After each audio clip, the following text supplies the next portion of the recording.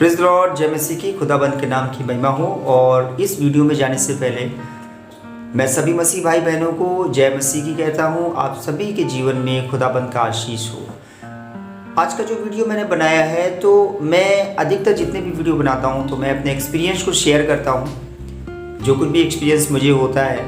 और आज भी मैं अपने वीडियो के ज़रिए अपना जो भी एक्सपीरियंस है, जो प्रभु हमको प्रकाशन देता है, जो कुछ भी मैं प्रभु से सीखता हूँ, वो मैं आपको ज़रूर बताता हूँ। और मैंने ये देखा है कि जितने भी मसीह भाई बहनों के जीवन में जो भी अधिकतर गड़बड़ी पाई जाती है, तो उस गड़बड़ी का अधिकतर जो रीज़न है, उनके मेल जोल यानी कि जो उनके संबंध हैं, रिलेशनशिप, तो वो अगर अविश्वासियों के साथ जैसे ज़्यादा है, तो उसका कहीं ना कहीं असर मसीह जीवन पे या आपके आत्मिक जीवन पे ज़रूर पड़ता है। ये मैंने देखा है कि बहुत सारे अविश्वासी मित्रगण हैं। आपकी मित्र अगर लिस्ट बनाई जाए तो अविश्वासी लोग मैंने देखा है, कुछ मसीह भाइयों के या मसीह बहनों के अविश्वासी लोग बहुत परिचित के होते हैं। ये बहुत ज़्यादा नुकसान देता है। और मैं उनसे कहता भी हूँ कि मतलब सिर्फ आप उनसे सिर्फ काम तक ही सीमित रखें।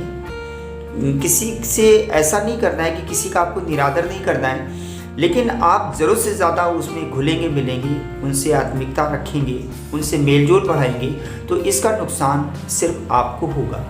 मैं परमेश्वर के कलाम में आता हूँ और दूसरा कुरिन्थियों का 14वीं आयत में आपसे पढ़ूंगा, और इसकी हेडिंग है आसमान जुए में ना जूतो। 14वीं आयत कहती है, अविश्वासियों के साथ आसमान जुए में ना जूतो, क्योंकि धार्मिकता और अधर्म का क्या मेल जोल, या ज्योति और अंधकार की क्या संगति। इस वचन से प्रभु ने आपसे बातचीत करी है। सच में अगर आप प्रभु के साथ में चल रहे हैं, तो इसका मतलब है कि आप ज्योति में चल रहे हैं, और ज्योति में चलने के साथ साथ आप अंधकार के करीब जाएंगे, तो कोई मेल जोल बनता नहीं है ज़्यादा। ऐसा नहीं है कि संसार में रह के हम संसार से अपने आप को अलग कर सकते, मैं ये नहीं कह रहा हूँ। लेकिन सिर्फ आप, मैं भी प्रोफेशन में हूँ, मैं भी बच्चों को पढ़ाता हूँ, पेरेंट्स से मेरी बातचीत होती है, लेकिन सिर्फ काम की बातचीत होती है। ज़रूरत से ज़्यादा जैसे देखा है कि फ़ोन पे जैसे अपने रिलेशनशिप, परिवार में या बातचीत करते हैं, तो और कैसे हैं, क्या हालचाल है, और आप सब ठीक हैं, और धीमे धीमे बहुत ज़्यादा ये मेल जोल बढ़ता जाता है। उनके फ़ोन भी आते हैं, आपके फ़ोन भी जाते हैं। तो कहीं ये प्रभु के वचन में है या विश्वासी भाई बहनों के साथ में हैं, उनका हालचाल ले रहे हैं, तब तो ठीक है। लेकिन कहीं आपकी ऐसा ना हो कि आप ये चीज़ आप बेहतर समझ सकते हो मैं आपसे क्या कहना चाहता हूँ, यानी कि उनके मेल जोल से आपके आत्मिक जीवन पे अगर असर पड़ रहा है, और पड़ेगा ज़रूर, क्योंकि वचन कहता है कि धार्मिकता का अधर्म से कोई मेल जोल नहीं है, ज्योति का अंधकार से कोई भी मेल जोल नहीं है। और यहाँ पे प्रभु कह रहा है कि इसलिए, देखिए 7वीं आयत कहती है, इसलिए प्रभु कहता है कि उनके बीच में से निकलो, उनके बीच में से निकलो और अलग रहो, और अशुद्ध वस्तु मत छुओ, तो मैं तुम्हें ग्रहण करूंगा। आप समझ रहे हैं ना, बहुत ज़्यादा आप मेलजोल बढ़ाओगे तो आपको बहुत ज़्यादा नुकसान होगा। तो कोशिश आप यही करो, इस संसार से तो अलग नहीं रह सकते हो। आप सिर्फ काम से काम रखने वाली सिस्टम पे आप चलो। जो आप हमारे अविश्वासी भाई हैं, उनसे आपका मेलजोल है, तो सिर्फ आप उतना ही रखिए जितना कि पॉसिबल हो, ज़रूरत से ज़्यादा नहीं। घनिष्ठता नहीं बढ़ाइए। कहने का मतलब है घनिष्ठता आपको नुकसान दे सकती है। मैं आपको एक एग्जाम्पल और दूंगा मत्ती की पुस्तक से। और यहाँ पे जब यीशु मसीह, मैं एक अध्याय पे आता हूँ, यहाँ पे 12वां अध्याय है और 12वां चैप्टर है मसीह का, बाइबल का, मत्ती पुस्तक का।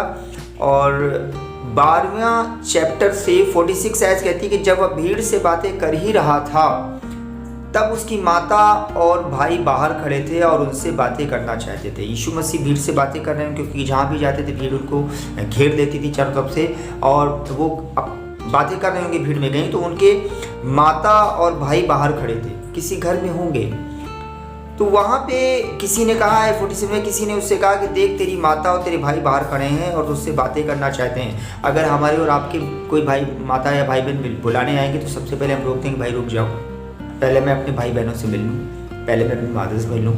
लेकिन यहाँ पे देखिए यीशु मसीह ने कहता है 48 में, यह सुनकर उसने कहने वाले को उत्तर दिया, कौन है मेरी माता और कौन है मेरे भाई।